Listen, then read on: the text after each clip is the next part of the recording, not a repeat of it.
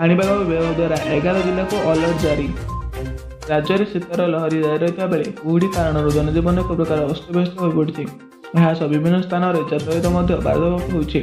राज्य में कंधमाल नयागढ़ कटक ढेंकानाल खोर्धा कलाहांडी बलांगीर सोनपुर गंजाम बौद्ध अनुगुल भली 11टी जिलागुड़ी घन कुहुड़ी सतर्कता जारी कर पानी विभाग द्वारा। राज्य आसंता 25 तारिख पर्यंत राज्य में विभिन्न स्थान में स्वल्परू मध्यम धरणर वर्षा होगापी आंचलिक पाणीपाग विभाग पक्षर आकलन कर आसंता 3 दिन पर्यंत राज्य में घन कुहुड़ी दृश्यमान होगा तेणु राज्यवासी अलर्ट जारी कर एवं राज्य में सफल अमल चलती वर्षा जो अमल क्षतिग्रस्त होवार आशंका देखा तेणु शीघ्र अमल करने परामर्श दी जापरी बंगोपसागर सक्रिय गुरुचाप बलय प्रभाव उपकूल ओडिशा समेत उत्तर ओडिशार किसी जिले गुड़िक कोहल हेबाक लगी रही किसी दिन हम तापमात्रा कौन परिवर्तन अंतरे कुहुड़ी सह ठंडा अनुभूत हो राज्य में आसंता 3 दिन पर्यंत कुहुड़ी प्रभाव लगी रही सेपरी दृश्यमान दूरता 200 मीटर तलक खसी 15 ରୁ अधिक जिला वार्निंग जारी कर 22 तारिख पर्यंत दुर्घटना एड़ाइबा दिगरे पदक्षेप नेबाकू स्वतंत्र रिलीफ कमिशनर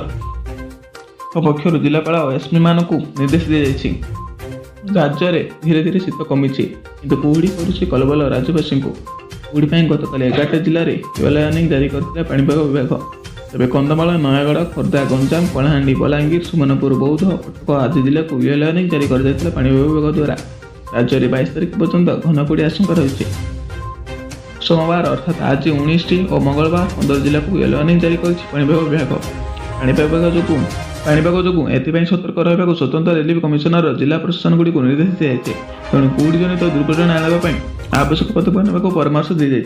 तेज आप जिले में वीडियो को देखुं गोटे कमेंट माध्यम आप जनातु। समस्त सतर्क और सचेतन करने वीडियो को बहु मात्रा शेयर करूँ और वेदर रिलेटेड लेटेस्ट नोटिफिकेशन पाइबा चैनल को सब्सक्राइब करूँ बेल पाखे बेल आइकन ऑल नोटिफिकेशन।